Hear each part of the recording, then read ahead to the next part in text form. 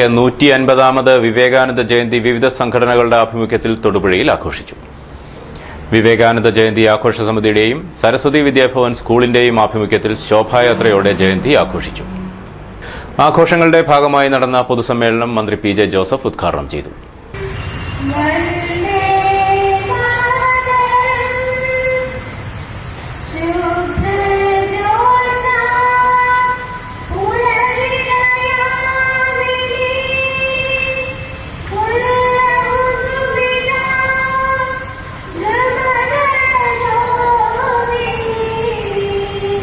ഭാരതത്തിൽ ഇന്ന് യുവജന ദിനമായി ആചരിക്കുകയാണ്. യുവജനങ്ങൾക്കേറെ പ്രചോദനം നൽകിയ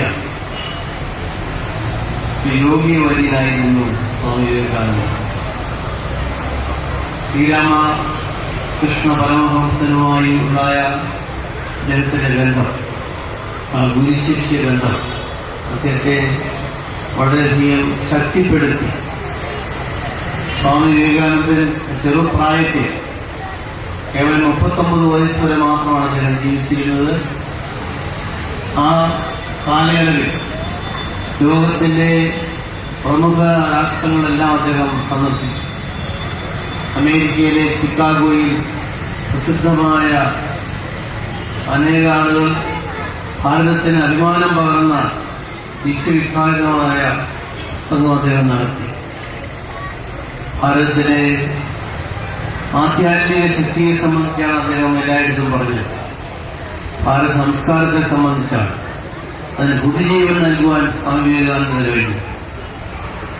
അദ്ദേഹം പറഞ്ഞിട്ടുള്ള വാക്കുകൾ ഇന്നും ഭാരതത്തെ സംബന്ധിച്ചിടത്തോളം വളരെ പ്രധാനപ്പെട്ടതാണ്.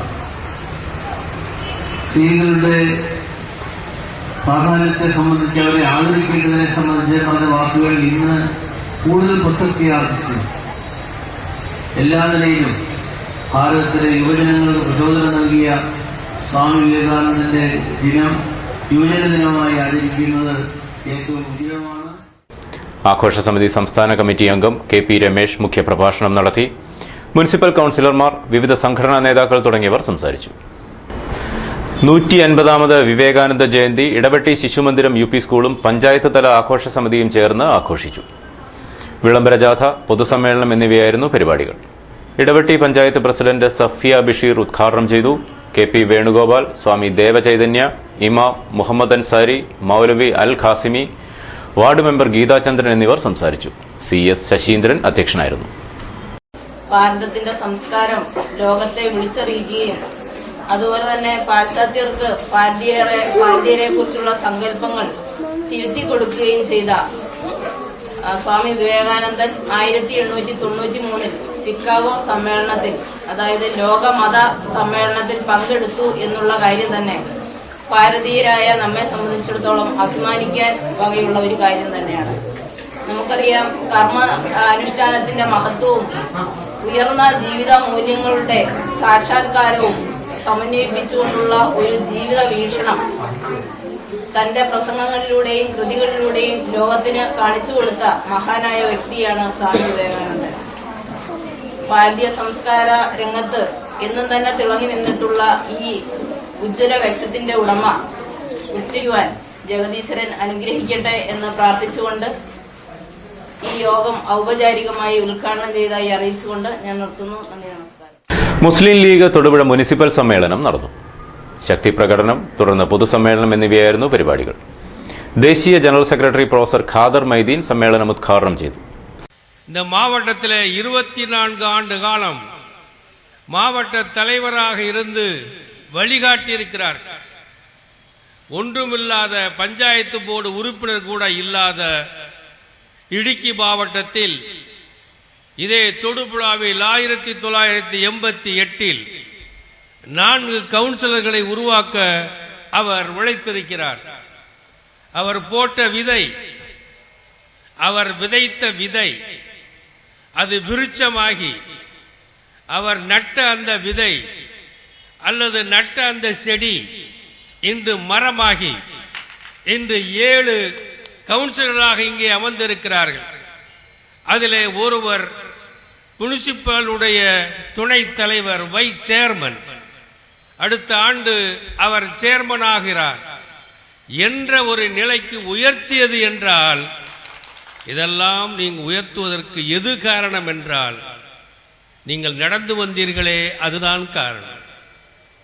இப்படி சாலையில், ரோட்டில் நீங்கள் நடந்து வந்ததை உலகம் பார்க்க வைத்தீர்களே அதுதான் காரணம். இந்திய யூனியன் முஸ்லிம் லீக் என்ற இந்த இயக்கத்தை கேரளாவிலே வளர்த்து இன்று 5 அமைச்சர்களாக இருக்கக்கூடியவர்களுக்கு முன்மாதிரி யாராக இருந்தார்கள்?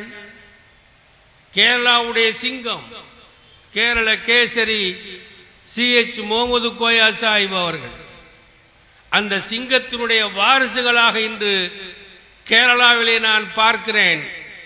குஞ்சாலி குட்டி കേരളാവുடைய സിംഗക്കുട്ടി എന്ന് അവർ ഇന്ന് പേരെപ്പെട്ടു. സംസ്ഥാന സെക്രട്ടറി TM സലീം ആമുഖ പ്രഭാഷണം നടത്തി. ജില്ലാ president KMA Shukoor, general secretary MS Muhammad തുടങ്ങിയവർ ആശംസകൾ അർപ്പിച്ചു. സ്ത്രീകൾക്കും കുട്ടികൾക്കും വേണ്ടി വനിതാ കമ്മീഷൻ ആഭിമുഖ്യത്തിൽ തൊടുപുഴയിൽ മെഗാ അദാലത്ത് നടത്തി. വനിതാ കമ്മീഷൻ ചെയർപേഴ്സൺ റോസക്കുട്ടി ടീച്ചർ അധ്യക്ഷയായിരുന്നു. മന്ത്രി PJ ജോസഫ് പരിപാടി ഉദ്ഘാടനം ചെയ്തു. Municipal chairman TJ Joseph, block panchayat president Leelamma Jose, Daisamma Varghese എന്നിവർ പ്രസംഗിച്ചു.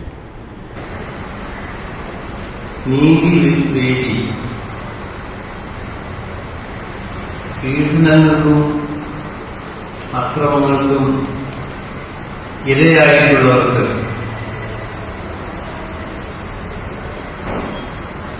നിയമത്തെ സംരക്ഷണം നൽകുവാൻ പ്രതിജ്ഞാബദ്ധമായിട്ടുള്ള ഒരു വിധിയാണ്.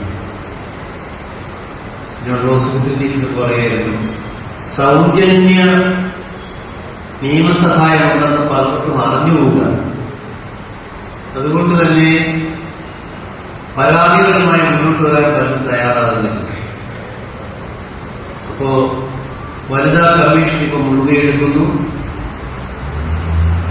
പല സമിതികളുടെ സഹകരണത്തോടുകൂടിയിട്ടാണ് ഈ പരിപാടി സംഘടിപ്പിച്ചിട്ടുള്ളത്. ഇനിയിപ്പോ ഈ അദാലത്തുകൾ നടക്കുകയാണ്. വേണ്ടത്ര പരാതിക്കാരെത്തിയിട്ടില്ല. കാരണം പരാതിക്കാരുണ്ട് എന്നുള്ള കാര്യത്തിൽ സംശയമില്ല. പല കാരണങ്ങൾ കൊണ്ടും പരാതികളുമായി മുന്നോട്ട് വരാൻ ആരും തയ്യാറാകുന്നില്ല. പീഡനങ്ങളിലൂടെ പറഞ്ഞതുപോലെ വീടുകൾക്കുള്ളിലുമുണ്ട്.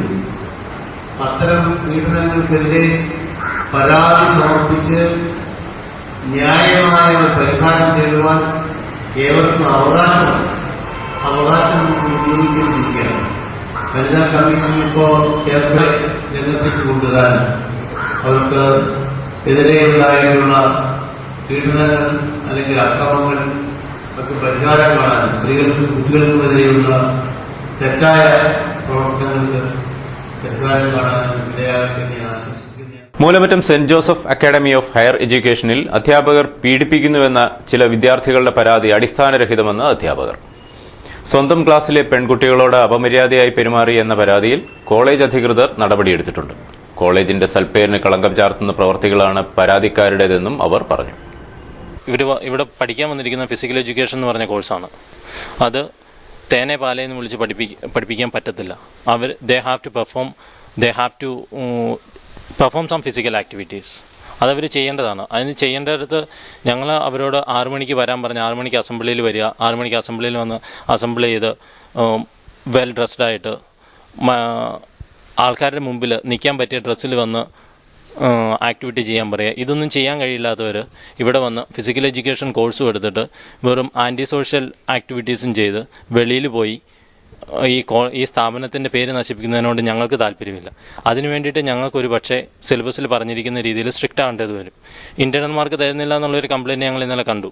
ആ ഇൻറ്റേർണൽ മാർക്ക് തരുന്നില്ല എന്നുള്ളത് 25 മാർക്കിൽ ഇൻറ്റേർണൽ മാർക്കുള്ളതിൽ 15 മാർക്കിൽ എക്സാമും നടത്തി ബാക്കി 10 അറ്റൻഡൻസും ക്ലാസ് ബിഹേവിയറും ബേസ് ചെയ്ത് കൊടുക്കേണ്ട മാർക്കാണത്. അതിൽ ഇവർക്ക് എക്സാം എഴുതത്തില്ല.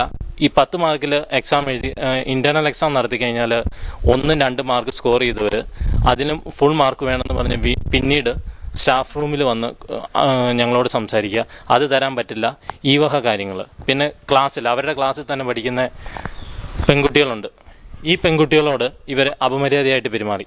ഇത് ചോദിക്കാൻ ചെന്ന ഒരു അധ്യാപകനോട് അവർ തിരിച്ച് റേസ് ആയിട്ട് പെരുമാറി. ശബ്ദമുയർത്തി സംസാരിക്കുകയും ആ അധ്യാപകനെ പ്രൊവോക്ക് ചെയ്യത്തക്ക രീതിയിൽ വാക്കുകൾ ഉപയോഗിക്കുകയും ചെയ്തതിനെ ഞങ്ങൾ ചോദ്യം ചെയ്തതിൻ്റെ ആഫ്റ്റർ ഇഫക്റ്റാണ് ഇന്നലെ നിങ്ങൾ കണ്ടത്. ഞാനാണ് ക്ലാസ്സിൻ്റെ ട്യൂട്ടർ. അപ്പം ഈ ഇൻറ്റേർണൽ മാർക്ക് കൊടുക്കുന്നില്ല എന്ന് പറഞ്ഞ ഒരു പരാതി വാസ്തവവിരുദ്ധമാണ്. കാരണം ഇതുവരെ അവരൊരു ഇൻറ്റേർണൽ ഇതുവരെ പബ്ലിഷ് ചെയ്തിട്ടില്ല. ഇതുവരെ ഈ ഡേറ്റ് വരെ അവരൊരു ഇൻറ്റേർണൽ പോലും അവർ പബ്ലിഷ് ചെയ്തിട്ടില്ല. അവരെ ഇൻറ്റേർണൽ അവർ അറിഞ്ഞിട്ടില്ല. പിന്നെ അവരെങ്ങനെയാണ് പറയുന്നത് അവർക്ക് ഇൻറ്റേർണൽ കൊടുക്കുന്നില്ല എന്ന് എനിക്ക് മനസ്സിലാവുന്നില്ല. പിന്നെ ഒരു മെയിൻ കാര്യം, അവരെ ക്ലാസ്സിൽ തന്നെ സെയിം ക്ലാസ്സിലെ ഗേൾസാണ് പരാതി തന്നിരിക്കുന്നത്. അവർ മോശമായിട്ട് പെരുമാറി എന്ന് പറഞ്ഞിട്ട് അവരെ സെയിം ക്ലാസ്സിലെ ഗേൾസ് പരാതി തന്നതിൻ്റെ അടിസ്ഥാനത്തിലാണ് ഇപ്പം പോലീസ് കേസായതും ഈ പരാതി കൊടുത്തതും. തൊടുപുഴ യൂണിറ്റി സോക്കർ ക്ലബിന്റെ നേതൃത്വത്തിൽ നടക്കുന്ന ഫുട്ബോൾ മത്സരത്തിൽ വെള്ളിയാഴ്ച ബേസ് പെരുമ്പാവൂരും അൽ സബാബ് തടപ്പനച്ചിയും ഏറ്റുമുട്ടി. 2-നെതിരെ 3 ഗോളുകൾക്ക് അൽ സബാബ് തടപ്പനച്ചി വിജയിച്ചു.